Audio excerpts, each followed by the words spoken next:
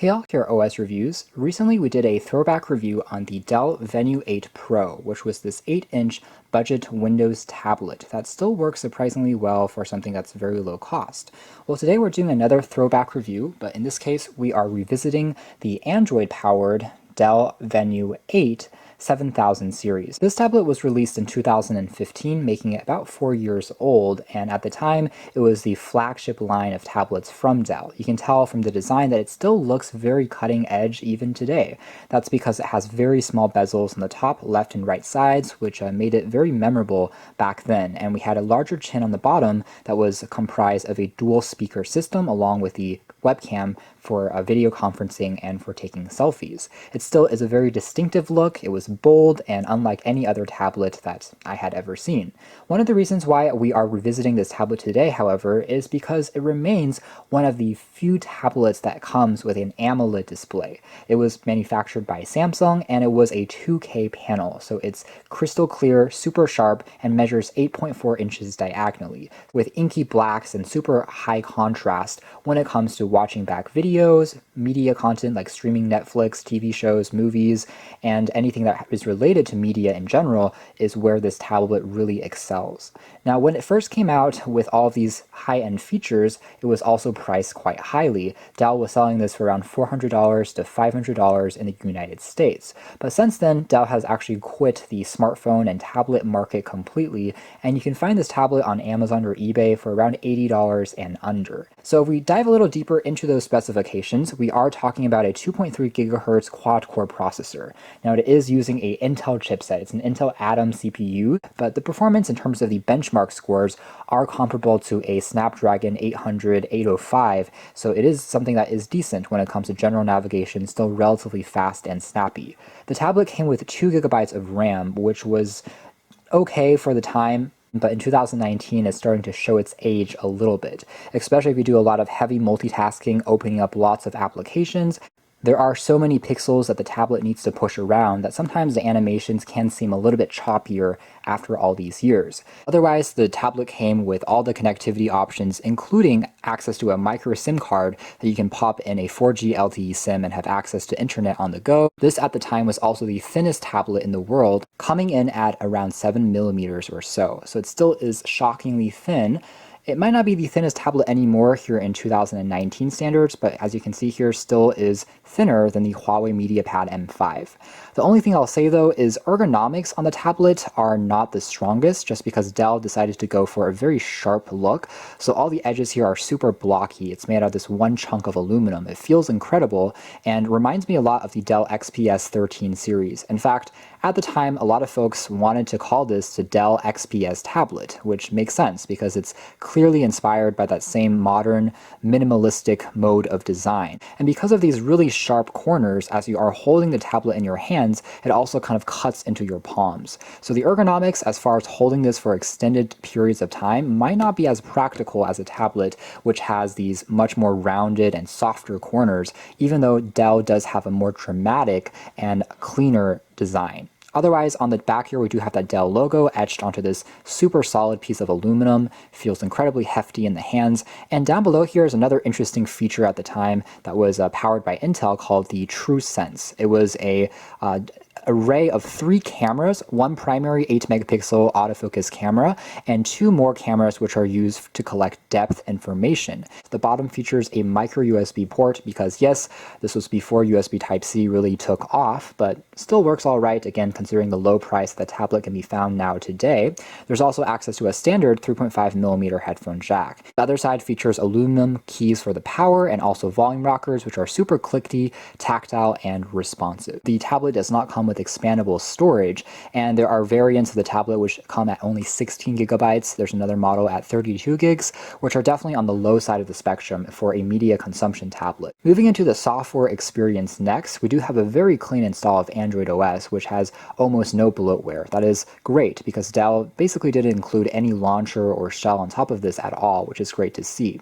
The only slight quirk is, of course, it's no longer completely up to date. It was upgraded to Android 5.0 Lollipop, but wasn't updated to Android 6 Marshmallow. But you can always install a newer launcher, for example, Nova Launcher, things like this drag up notification shade. You can always customize it yourself, although some of the security patches will be a bit out of date. However, for personal use, it still is more than acceptable. This is a good opportunity to take a closer look at that display, which, by the way, is still gorgeous to look at even today. It's just super vibrant and punchy with all its colors.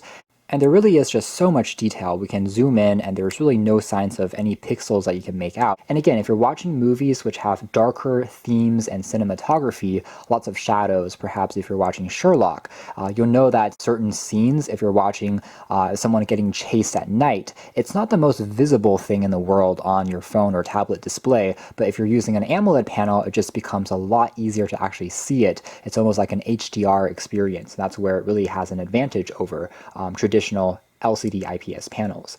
I guess what it really comes down to, though, is the performance, I would say, is closer these days to a relatively entry-level tablet. So even though this was once a flagship, and today it still is a flagship in terms of the construction and the screen quality, it's no longer a flagship in terms of the raw performance. That's something that you have to have your expectations correct going in. For example, if I'm loading an application like YouTube, you can see that it's going to take a few seconds for it to completely load up. Again, probably because of the sharper display in conjunction with the less RAM that it has.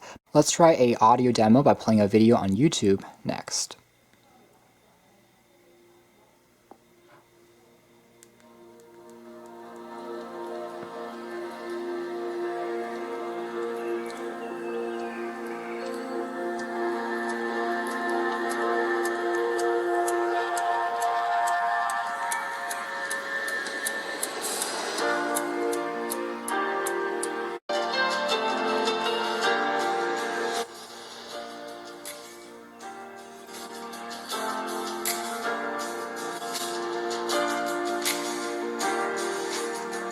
Takeaway is the audio quality is actually really good for a tablet just because the speakers are front blasting. There's not a ton of stereo separation because they are on the same side of the tablet, but as a whole they can still be very good for listening to music and for watching movies with. As you can also see in our demo there was the Max Audio software that's built in that automatically turns on when you're playing back a song or watching a movie. You can also adjust the EQ even more, and there are some preset filters, things like watching movie versus gaming versus music listening, that can further amplify the sound. Right now we're actually on a different level of the building and the router is on a different floor. It's actually quite far away, and in this exact same spot, many of even newer tablets and phones would sometimes struggle. So the good antenna coupled with a decent processing still is fairly good for web browsing purposes, as we can see here. Sometimes text needs a split second to load. It's not going to be as smooth as on the latest flagships like an iPad Pro, but all in all, it still is really impressive considering how low the price point is now. And it's pin sharp, so even the smallest text is still more than legible, as you can see there. The Verge makes the website here really pop just because of its black background, which is also energy efficient for AMOLED screens, just because when it's displaying black, basically no pixels are turned on or emitting anything, beneficial for the battery, which by the way in here is around 6,000 milliamp hours. Battery life on this tablet here in 2019 is still actually quite good. I was able to use this for around 7-8 hours of screen on time before I needed to recharge it again, which for a 2K display is actually still quite good. It's about the same as I'm getting in day-to-day performance as the Huawei MediaPad, by the way, which also has a 2K panel, but that one is a regular LCD.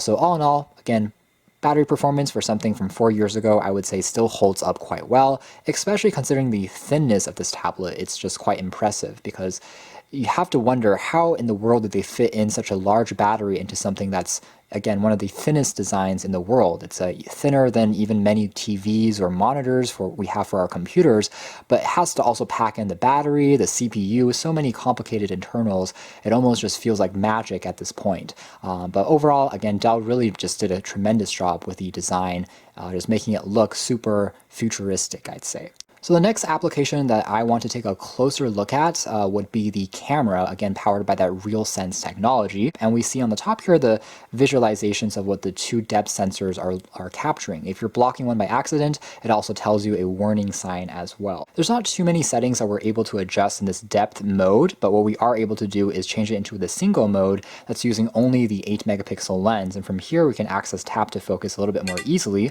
We can also turn on HDR if we want to, which does improve the performance of the camera if you're shooting things with lots of shadows and complex lighting. So overall, it's a pretty basic camera app, not anything too fancy, but overall it does work. Now the front-facing camera quality is also just passable. It's only around 2 megapixels, and it works for things like video chatting, but it's not quite as good as our latest generation selfie cams that we have on things like, say, the MediaPad or the Galaxy Tab S6, for example. Those tend to work a lot better and have more filter modes for things like beauty mode, which this one right now is currently lacking. So there's an image here that we've captured outdoors, and you can see that overall it still does a decent job. I would say it's above average for a tablet camera, but it's also not phenomenal, not as good as on a smartphone. Now what we are able to do though is, for example, change the depth of focus. So we can, I'm going to just skip the tutorial for now, but just like on our modern phones, we can change the focus point from further away and then closer to us, such as the leaf. Now on this image, I was trying out the measurement, which is another application of that depth sensing. So for example, if I'm curious to see how high this little tree here, I can just measure it like that, and it tells me this particular stem was about 1 foot. It's actually surprisingly accurate, and you can measure things like furniture, like plants, different objects like street distances, further away, closer to you, and it's able to tell you those things. You can also measure the volume of different objects. So for example, this portion of this, let's say this tree, I can measure it like this, and it tells me the square footage. Overall, I'd say that the triple cameras are slightly on the gimmicky side. They're not something that everyone is going to use, especially on a tablet, but it still is a nice feature to have that, again, just shows Dell really was experimenting with innovative ideas. Again, that's more or less it as far as all the included applications. It still is relatively clean. There's built-in Dropbox and Evernote that Dell has included, but otherwise we basically just have the standard Google utilities like Assistant. Now one thing I will say though is because it is a 2K panel, what's interesting is by default all the text is optimized to be quite small in terms of font size. So sometimes it's not going to be as large as maybe you're used to on a full HD display. Flip side though is you are able to see more information at a glance, especially in applications like Gmail, where you're able to see essentially 3 split screens of information at once, which is actually pretty cool. And what's also interesting is that this tablet, by the way, supports a ton of accessories from Dell. They actually support a active Wacom enabled digitizer pen, so it wasn't really advertised, but it was a feature that was silently built on in. Essentially, if you use a Dell Active Pen, you can write on it and it can detect different levels of pressure sensitivity, allowing you to also use it for graphic art and for drawing purposes and for annotations. It also included a optional folio keyboard case, which had a detachable keyboard that was using Bluetooth, but you can use it to type out some quick messages and then fold it back up, in addition to regular kickstand cases which Dell produced. Pretty much the most fully featured 8-inch tablet I can think of. It has support for an active pen, it has an AMOLED display, it has stereo speakers, and there are just so few flaws as far as the features on paper that you can think of for a device from 2015. When it comes to gaming performance, I would say it's no longer really the forte of this tablet. As I talked about at the beginning of this video, it's really similar now to a $100 tablet from 2019 in terms of performance. That means it's perfectly fine for 2D titles like Stack, simpler games like that. But if you are trying out something like Asphalt 9, it will still fully load, but you need to wait a little longer to get past the loading screens. Furthermore, you will notice some more instances of drop frames just because, again, the screen is so sharp and the CPU and RAM are both starting to show its age a little bit. So it's still functional, but again, if you are trying to get a gaming-centric tablet, I would certainly no longer point you in the direction of this Dell Venue 8 7000 tablet. So that's more or less it for our revisited review. I would say that the Dell Venue 8 7000 is kind of an underrated tablet, one that's been kind of forgotten by a lot of folks, even though it's still relatively new, just because Dell hasn't performed too well in the tablet market. It definitely has one of the best screens on any tablet at any price point, period, which is just really impressive. So if you're trying to pick up a tablet primarily for watching back videos, things like on YouTube or on your local storage, that's where this tablet surprisingly still is one of the best experiences that you'll find, just because of how gorgeous this AMOLED screen is. If you compare it with some of the other AMOLED tablets on the market, which is only made by Samsung essentially, part of the premium Samsung Galaxy Tab S series, such as the Galaxy Tab S4 or the S5, those are considerably more expensive despite being released at around the same time. So this is really a bargain if you just want something for its gorgeous display, 2K resolution AMOLED for watching back videos and TV shows with that HDR pop in terms of contrast. However, if you are trying to get something that has the most RAM for multitasking or for gaming purposes, that's where it falls short. Thanks for watching here at OS Reviews. That's been our revisited look at the Dell Venue 8 7000 series Android tablet.